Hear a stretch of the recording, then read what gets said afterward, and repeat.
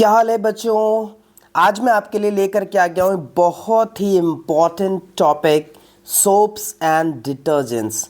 बच्चों आपको पता है बचपन से ये क्यूरियोसिटी रही है कि कैसे ये जो सोप्स होते हैं, ये जो साबुन है, जो डिटर्जेंट्स हैं, हमारे कपड़ों में से मैल को या जो डर्ट पार्टिकल्स होते हैं उनको कैसे रिमूव कर देते हैं, है ना। आप देखो नॉर्मल वाटर से जब किसी कपड़े को वॉश करते हो या अपने हैंड्स को वॉश करते हो तो आपके हैंड्स पे जो जर्म्स है, जो बैक्टीरियाज होते हैं वो नहीं जाते, है ना। आपने देखा होगा कोविड में कैसे डॉक्टर्स ने और सभी ने बोला कि आपको जो है 20 सेकंड्स तक अपने हाथों को साबुन से धोना है। तो क्यों बोला ऐसा, आखिर क्या है ये साबुन, कैसे काम करते हैं। और बच्चों यहाँ से एक नंबर पक्का है आपका कि अगर आपने सोप्स एंड डिटर्जेंट्स कर लिया तो 1 से 2 नंबर आपके एकदम पक्के हैं यहाँ से। और अगर आपका एम 100 आउट ऑफ 100 का है साइंस में तो ये टॉपिक आपके लिए बहुत ही महत्वपूर्ण होने वाला है। It's a very very important topic children. Okay, तो बिना देर किए हुए शुरू करते हैं इस चैप्टर को। चैप्टर तो खैर चले लाए, लास्ट जो टॉपिक है ना, सोप्स एंड डिटर्जेंट। आपके जो कार्बन एंड कंपाउंड्स की जो सीरीज चल रही है उसका ये लास्ट टॉपिक है। और इस चैप्टर मतलब इस टॉपिक में हम लास्ट में बहुत सारी चीज़ें देखने वाले हैं कि कैसे ये काम करते हैं, इनका क्लिनजिंग एक्शन क्या है। तो सबसे पहले उस एक्टिविटी से शुरू करते हैं जिससे बच्चे अक्सर इग्नोर करते हैं, और प्लीज़ आप ये गलती नहीं करना। Okay, activities are the very very crucial part of your board examination children, ठीक है ना। तो चलिए सबसे पहले हम स्टार्ट करते हैं एक्टिविटी 4.10 से। बच्चों ये एक्टिविटी बड़ी इंटरेस्टिंग एक्टिविटी है। इसमें देखो आपको 2 टेस्ट ट्यूब्स लेने और दोनों टेस्ट ट्यूब में 10 ml ऑफ वाटर लेना है। ओके, एक में आपको क्या करना है, कुकिंग ऑयल ऐड करना है, और दूसरे वाले टेस्ट ट्यूब में आपको कुकिंग ऑयल के साथ साथ थोड़ा सा सोप सॉल्यूशन भी ऐड करना है। फाइन, ये दोनों चीज़ें आपको करनी है। उसके बाद क्या करना है, आपको जो भी आपके दोनों टेस्ट ट्यूब्स हैं उनको शेक करना है विग्रसली, काफ़ी तेज़ी से, ठीक है। दोनों टेस्ट ट्यूब को शेक करना है सेम पीरियड ऑफ टाइम के लिए। ओके, तो अब आप ये देखने, शेक करने के बाद आपको ये बताना है कि जो ऑयल, आपको पता है ऑयल जो होता है ना वो वाटर से क्या होता है बच्चों, हल्का होता है, उसकी डेंसिटी कम होती है ऑयल की। तो जब कभी भी आप ऑयल और वाटर को ऐड करोगे तो जो ऑयल होगा ना वो उसकी डेंसिटी कम होने की वजह से वो ऑयल वाटर के ऊपर एक लेयर बना लेता है। तो दोनों की लेयर जो होती है ना, ऑयल की और वाटर की, वो एकदम क्लियरली विजिबल होती है। तो क्वेश्चन ये कह रहा है कि जब आपने शेक किया दोनों टेस्ट ट्यूब को तो क्या आपको वाटर की लेयर सेपरेट दिखी, और अगर दिखी तो किस टेस्ट ट्यूब में दिखी, और मतलब किस में पहले आपको दिखाई दी। तो बच्चों देखो, after shaking vigorously for some period of time आप एकदम से ऑयल एंड वाटर की सेपरेट लेयर्स नहीं देख सकते, ये बहुत क्लियर नहीं होता है ना। और थोड़ा देर आप अगर उसको आप रख दोगे होल्ड पे तो आप देखोगे कि जो टेस्ट ट्यूब बी है, यानी जिसमें हमने कुकिंग ऑयल और सोप सॉल्यूशन लिया था, इस वाले टेस्ट ट्यूब में आपको एक लेयर मतलब ऑब्जर्व होगी। मीन्स ऑयल जो है क्या होता है, इसमें सिर्फ और सिर्फ एक ही लेयर इसमें आपको देखने को मिलेगी, मतलब 2 लेयर्स नहीं मिलेंगी।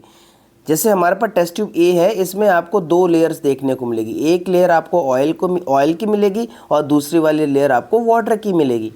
लेकिन जो आपको टेस्ट ट्यूब बी था इसमें सिर्फ आपको एक ही लेयर देखने को मिलेगा, आपको दोनों डिफरेंस मतलब दोनों लेयर में डिफरेंस देखने को नहीं मिलेगा। क्यों नहीं मिलेगा बच्चों, क्योंकि जो ऑयल था ना वो सोप में डिज़ोल्व हो गया है। और यही प्रिंसिपल है कि किस तरीके से आपके जो सोप्स हैं वो काम करें। तो आखिर ऐसा क्या है सोप्स में, सोप क्यों डिज़ोल्व कर ले रहा है सारे जो भी ऑयल पार्टिकल्स हैं या जो आपके जो डस्ट पार्टिकल्स हैं, है ना। आपको पता है जितने ज़्यादा मतलब मोस्ट ऑफ द जो डर्ट पार्टिकल्स होते हैं ना बच्चों, they are oily in nature. और आपको पता है oil does not dissolve in water, कितना भी पानी से कपड़े को धो लो वो कभी साफ ही नहीं होंगे, है ना। तो इसके लिए हमारे पास जो है वो सोप होते हैं और उनका क्लिनजिंग एक्शन होता है। ओके, अब देखो टेस्ट ट्यूब ए में क्या का आपको 2 सेपरेट लेयर्स, आपको एक वाटर की और दूसरी ऑयल की, वो आपको देखने को मिलेगी। तो ये एक्टिविटी क्या शो करते हैं, इस एक्टिविटी से हमें क्या सीखने को मिला बच्चों। एग्जाम्स में कॉम्पिटेंसी बेस्ड क्वेश्चन पूछे जाएंगे, और अगर कॉम्पिटेंसी बेस्ड क्वेश्चन आ रहे हैं तो ये सोप एंड डिटर्जेंट से एक क्वेश्चन जरूर आएगा, है ना। तो ये एक्टिविटी क्या शो कर रही है, देखिए, this activity shows that the water alone does not clean the clothes, यानी अभी मैंने क्या बोला कि सिर्फ अगर आपने पानी से कपड़ों को धोया ना बच्चे, तो वो आपके कपड़े साफ नहीं होंगे, है ना। इसलिए soap is a word, it's a very very effective in the cleaning. तो सोप है क्या ना, अगर हम साइंस की भाषा में बोलें तो व्हाट आर द सोप्स। तो देखो बच्चों, soaps are the sodium and potassium salts of a long chain of carboxylic acid. आपको हमने कार्बोक्सिलिक एसिड आपने मैंने बताया एक फंक्शनल ग्रुप होता है, ठीक है। तो जो कार्बोक्सिलिक होते हैं उनकी लॉन्ग चेन होती है, किसकी, सोडियम एंड पोटेशियम सॉल्ट्स की। सो सोप्स अगर क्वेश्चन डिफाइन करने के लिए आ गया तो आप लिखेंगे कि soaps are sodium and potassium salts of a long chain carboxylic acids. तो अब इसका एक थोड़ा सा स्ट्रक्चर हम देखते हैं कि किस तरीके से ये काम करते हैं बच्चों। यहाँ देखो, अगर मैं सोप के एक मॉलिक्यूल की बात करूं, हमने साबुन का एक मॉलिक्यूल उठाया और बोला कि भाई इसका क्या क्या स्ट्रक्चर है, क्या है ये, है ना। तो आप देखो यहाँ पे आपको ये सोप का एक स्ट्रक्चर दिखाई दे रहा होगा। इस सोप के स्ट्रक्चर में आपको दो चीज़ें दिखाई देती हैं। एक तो इसका हेड दिख रहा होगा आपको, दिस वन, ये देखिए, एक ये हेड है, और दूसरा ये वाला जो पार्ट होता है ना बच्चों, इसको हम लोग टेल बोलते हैं। और ये दोनों पार्ट अलग अलग है। जो हेड होता है ना बच्चों, ये आयनिक होता है, दिस इज आयनिक, है ना। और ये वाला जो पार्ट होता है ये ये जो आपकी चेन होती है, ये लॉन्ग चेन, ठीक है। तो ये वाला जो पार्ट है ना आपका, जो आयनिक एंड होता है, ये वाटर के साथ इंटरैक्ट करता है, यानी वाटर लविंग होता है। देखो देखो लिखा हुआ बच्चों हाइड्रोफिलिक, है ना। हाइड्रो मीन्स वाटर और फिलिक मीन्स लव। तो ये वाटर से लव करता है, मतलब आप उसके इफेक्ट में रहता है और उसके साथ डिजोल्व करता है, हाइड्रोफिलिक हेड। तो ये वाला जो पार्ट है आयनिक यानी Na+, ठीक है, और दूसरा वाला जो होता है वो आपका लंबी लॉन्ग चेन है। तो ये जो आयनिक होता एंड होता है बच्चों, ये इंटरैक्ट करता है वाटर के साथ, जबकि जो ये लॉन्ग कार्बन चेन है ना, ये ऑयल के साथ इंटरैक्ट करते हैं। ये ध्यान रखना बच्चा, ठीक है। जो भी आपका इस तरीके से, ये देखिए आपका जो यहाँ पे फॉर्मेशन है, इस फॉर्मेशन में जो ये हेड वाला पार्ट है, ये क्या होता है, ये हाइड्रोफिलिक होता है। तो ये वाटर के साथ इंटरैक्ट करेगा। जो ये लॉन्ग चेन है कार्बन की, ये जो होता है, ये इसको हम लोग टेल बोलते हैं, और ये आपके ऑयल के साथ इंटरैक्ट करेगा। तो इस तरीके से क्या होगा, यहाँ पे देखिए एक स्ट्रक्चर आपको ये वाला आपको दिखाई दे रहा होगा कि ऑयल और वाटर लविंग जो भी आपके जो यहाँ पे पार्ट्स हैं इसके सोप मॉलिक्यूल्स के, तो आप देखेंगे जो हाइड्रोफिलिक हेड है वो बाहर की तरफ, और ये जो इनके जो एंड्स हैं वो अंदर की तरफ। तो ये बड़ा ही इंटरेस्टिंग स्ट्रक्चर बन जाता है बच्चों, जिसे हम लोग बोलते हैं micelle, and this formation is called बच्चों माइसिली फॉर्मेशन। इसमें क्या होता है, देखो माइसिलीज क्या होता है, इससे क्वेश्चन पूछा जाता है। माइसिली हमेशा एक क्वेश्चन रहता है। तो देखो माइसिली फॉर्मेशन क्या है, यहाँ पे एक जो एंड है मॉलिक्यूल्स की वो ऑयल ड्रॉपलेट की तरफ होगी, जबकि जो दूसरी एंड यानी जो आयनिक एंड होगा ना, वो बाहर की तरफ होगा, आउटसाइड। मैं यहाँ पे एक स्ट्रक्चर आपको बना दे रहा हूँ इस तरीके से, ये देखिए, ये देखो, यानी जो आपका वाटर लविंग पार्ट है वो बाहर की तरफ है, और आपका जो कार्बन चेन है वो इस तरीके से आपको अंदर की तरफ दिखाई देगी। और यहाँ पे बीच में क्या होगा, ये वाला जो पार्ट है, यहाँ पे डर्ट मॉलिक्यूल्स होंगे आपके, यानी जो भी आपका मैल है, जो डर्ट है वो। तो एक इस टाइप का स्ट्रक्चर बनाते हैं, एंड इसी स्ट्रक्चर को हम लोग माइसिली बोलते हैं बच्चों, ठीक है। तो यहाँ पे एक तरीके से क्या होता है, ये इमल्शन, वाटर में एक इमल्शन क्रिएट कर देता है, और इस तरीके से जो माइसिली है ना, ये पूरी डर्ट को लेकर के बाहर आ जाता है। ये देखो, ये हेयर इज द स्ट्रक्चर, ये आपके एनसीईआरटी में भी एक स्ट्रक्चर बना हुआ है, ठीक है। तो आप ये देखिए, हाइड्रोफोबिक जो टेल है, ये हाइड्रोफिलिक आपका हेड है, यानी आयनिक होता है, और ये जो है आपकी हाइड्रोफोबिक टेल है बच्चों, हाइड्रोफोबिक, ठीक है। अब देखो हाइड्रोफोबिक टेल का मतलब क्या है, यानी वाटर रिपेलेंट हो गई है ना, और ये ऑयल को डिसॉल्व करेगी, फाइन। हाइड्रोकार्बन की चेन होती है। यहाँ देखो, एक मैंने थोड़ा सा यहाँ पे स्ट्रक्चर डाला है आपके लिए, ठीक है, जो काफ़ी अच्छे से समझ सको आप। यहाँ पे आप देखिए, ये एक सोप मॉलिक्यूल है। सोप मॉलिक्यूल में ये वाला जो पार्ट है, ठीक है, ये आयनिक पार्ट होता है, ये वाला जो पार्ट है आपके कार्बन की लॉन्ग चेन होती है। जो हेड होता है ये हाइड्रोफिलिक होता है, और जो टेल होती है बच्चों वो हाइड्रोफोबिक होती है, ये कार्बन की चेन होती है, फाइन। मैकेनिज्म क्या है, थोड़ा सा इसको और अच्छे से एक बार समझ लेते हैं। देखिए बच्चों, जब कभी हम साबुन या सोप का यूज़ करते हैं कपड़ों को साफ़ करने के लिए, तो क्या होता है, आप देखिए जो सोप होता है ना, वाटर के सरफेस पे होता है, और ये जो सोप मॉलिक्यूल्स होते हैं ये सारे मिलकर के माइसिली बनाते हैं। माइसिली कैसे बनते हैं, बाहर की तरफ जो है आपका हाइड्रोफिलिक जो हेड होता है और अंदर की तरफ क्या होता है आपकी टेल होती है। इस तरीके से ही सारे इकट्ठे होकर के एक माइसिली फॉर्मेशन, ये देखिए यहाँ पे एक स्ट्रक्चर आपको दिखाई दे रहा है, इसी को हम लोग माइसिली फॉर्मेशन बोलते हैं। ठीक है, तो इसमें क्या होता है, जो आयनिक एंड होता है बाहर की तरफ, वो कार्बन चेन अंदर की तरफ होता है। तो जो सोप है which is in the form of micelle, ये ही क्लीन कर पाता है क्या आपके जो भी कपड़े होते हैं उनको, है ना। और आपको पता है जो भी ऑयली डर्ट होती है वो आपको सेंटर में कलेक्ट हो जाती है, और जब हम कपड़ों को ब्रश करते हैं या उसको जो हम साबुन से थोड़ा सा उसको साफ़ करते हैं, ठीक है, तो वो क्या होता है, जो माइसिली होता है ना, वो डर्ट पार्टिकल्स को ले करके बाहर आ जाता है। तो ऑल टुगेदर अगर देखा जाए तो ये इसका जो क्लिनजिंग एक्शन है ये बड़ा ही इंटरेस्टिंग है। यानी आप देखिए कि ये जो सोप मॉलिक्यूल होता है, जब कपड़ों को वॉश करते हैं तो पूरा का पूरा जो सोप मॉलिक्यूल है ये एक माइसिली फॉर्मेशन करता है। यानी जो डर्ट पार्टिकल होते हैं उसके चारों ओर एक माइसिली का फॉर्मेशन हो जाता है, जिसमें बाहर की तरफ आपका हेड पार्ट होता है और अंदर की तरफ जो होता है वो आपका टेल वाला पार्ट होता है। इस तरीके से माइसिली फॉर्मेशन होता है। जब हम कपड़ों को रगड़ते हैं या ब्रश करते हैं तो ये जो माइसिली है उस डर्ट पार्टिकल को लेकर के बाहर आ जाता है ना। तो इस तरीके से आपका ये क्लिनजिंग एक्शन होता है सोप का। ओके बच्चों, तो ये था हमारा सोप्स। अब हम बात करते हैं डिटर्जेंट की। अगर आपको वीडियो पसंद आ रही है प्लीज़ बच्चों, तो प्लीज़ अपने फ्रेंड्स के साथ इसको शेयर करें, लाइक करें और सब्सक्राइब करें। ठीक है, सो मैं और अच्छे वीडियोस आपके लिए लेकर के आता रहूँगा इसी तरीके से। अब हम आते हैं डिटर्जेंट्स की तरफ, है ना। आपने ऑब्वियसली देखा होगा कि आपके घर में दो तरीके से जो है चीज़ें होती हैं, सब्सटेंसेस होते हैं जिससे आप जो है क्लीनिंग के लिए यूज़ करते हैं। एक तो सोप होते हैं, दूसरा आपके डिटर्जेंट्स। फाइन, तो अब जो डिटर्जेंट्स की बात आती है तो हम चलो इस दो एक्टिविटीज़ हैं आपके एनसीईआरटी में। एक है एक्टिविटी 4.11 और है 4.12। तो ये दोनों एक्टिविटीज़ को एक साथ देखते हैं हम डिटर्जेंट से। आपको एग्जाम में बेटा सोप्स एंड डिटर्जेंट में डिफरेंसेस भी आते हैं, पता होना चाहिए कि क्या डिफरेंस है।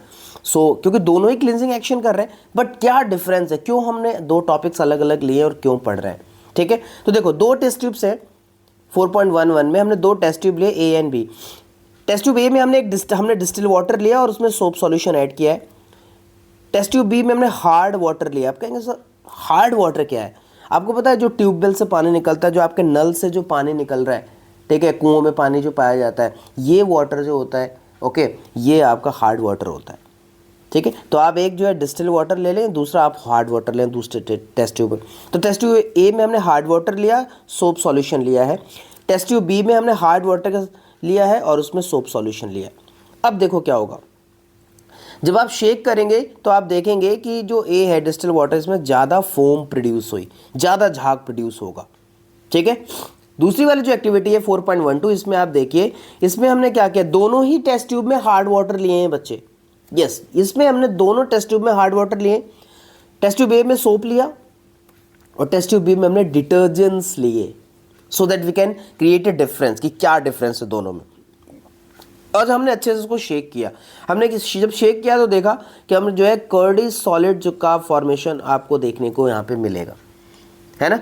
तो एक चीज़ तो बहुत मतलब क्लियर है कि जब भी आप नहाने जाते हैं ना बच्चों, आप देखिए कि इस वाले में जो टेस्ट ट्यूब आपकी बी है 4.1 वाले, इसमें जो फोम फॉर्मेशन होगा बहुत ही डिफिकल्टी से होगा, यानी वहाँ पे झाग नहीं बन रहे, है ना। तो अब ये जो झाग है यानी जो फोम, आपको देखोगे वहाँ पे एक इनसॉल्युबल सब्सटेंसेस बनेंगे जिनको हम लोग स्कम बोलते हैं, है ना।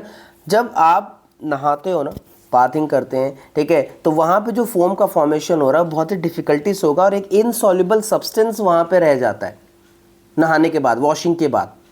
ठीक है, वो जो इनसॉल्युबल सब्सटेंस है उसको हम लोग स्कम बोलते हैं बच्चों।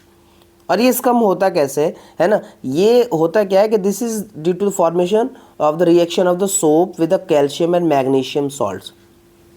ठीक है, जो आपके कैल्शियम मतलब सोप, देखो होता क्या है कि जो आपका कैल्शियम और मैग्नीशियम के सॉल्ट्स होते हैं और यही हार्डनेस ऑफ वाटर कॉज करते हैं। यानी अभी मैंने क्या बोला था कि आपको हार्ड वाटर लेना है, तो बच्चों ये जो हार्ड वाटर होता है ना, हार्ड किसकी वजह से होता है, ये होता है कैल्शियम और मैग्नीशियम की सॉल्ट्स की वजह से। और ये जो कैल्शियम और मैग्नीशियम के सॉल्ट्स है ना, ये साबुन के साथ रिएक्ट कर जाते हैं, यानी सोप के साथ रिएक्ट कर जाते हैं और सोप के साथ रिएक्ट करके बच्चों एक इनसॉल्युबल सब्सटेंस बनाते हैं, इसको हम लोग स्कम बोलते हैं। इस तरीके से हार्ड वाटर के साथ आपके जो साबुन होते हैं वो आपके लिए डिज़ायरेबल रिजल्ट्स नहीं देख पाते, यानी साबुन साफ़ नहीं कर पाए, क्लीन नहीं कर पाएगा, किसके साथ? हार्ड वाटर के साथ। ठीक है, तो अगर ये हार्ड वाटर के साथ क्लीनिंग नहीं दे पा रहा है साबुन, तो कौन देगा, है ना? तो ये इसी के लिए हमने डिटर्जेंट्स का यूज़ किया। यस बच्चों, तो अगर एक सवाल ये पूछा जाए कि जो हार्डनेस ऑफ वाटर है किसकी वजह से होती है, तो ये कैल्शियम और मैग्नीशियम सॉल्ट्स की वजह से होती है। ठीक है, अब देखो डिटर्जेंट्स का यूज़ करें तो डिटर्जेंट्स हैं क्या? अगर सोप जो है वो आपके इसके साथ हार्ड वाटर के साथ ये क्लीनिंग एक्शन नहीं शो कर पा रहा है, झाग नहीं बना पा रहा है, उससे आप साफ़ नहीं कर पा रहे हैं, तो हम डिटर्जेंट का यूज़ करेंगे। तो केमिकली डिटर्जेंट्स क्या होते हैं बच्चों? देखो, detergents are the sodium salts of sulphonic acids और ammonium salts with chloride and bromide ions. एक बार फिर से बता दूं, जो डिटर्जेंट होते हैं ये क्या होते हैं? ये सोडियम सॉल्ट्स होते हैं सल्फोनिक एसिड के बच्चों, या हम ये भी बोल सकते हैं कि they are the ammonium salts of chloride and bromide ions. अब इसमें क्या होता है बच्चों, जो चार्ज्ड एंड्स होता है, जो चार्ज वाले एंड होते हैं, ठीक है, ये डिटर्जेंट के जो चार्ज एंड होते हैं ना, ये स्कम नहीं क्रिएट करते हैं हार्ड वाटर के साथ। ध्यान रखना, वहाँ पे क्या हो रहा था, वहाँ पे जो आपकी जो हार्ड वाटर के जो कैल्शियम और मैग्नीशियम सॉल्ट्स थे वो सोप के साथ मिलकर स्कम बना, एक इनसॉल्युबल चीज़ बना रहे थे, इसको हम लोग स्कम बोल रहे थे, है ना? यहाँ पे क्या हो रहा है, इसके जो चार्ज एंड्स हैं डिटर्जेंट के, ये स्कम का फॉर्मेशन नहीं करते हार्ड वाटर के साथ, है ना? एंड दैट्स वाई डिटर्जेंट्स क्या होता है इस क्लीनिंग एक्शन में हेल्पफुल, वो डिसॉल्व कर लेते हैं उसको। तो detergents are used to make the shampoos and the products for the cleaning action, है ना? यानी क्लोथ्स को साफ करने के लिए डिटर्जेंट का यूज़ बहुत ज़्यादा होता रहा है बच्चों, है ना? तो ये ध्यान रखिए, यहाँ से क्वेश्चन काफ़ी ज़्यादा पूछे जाते हैं।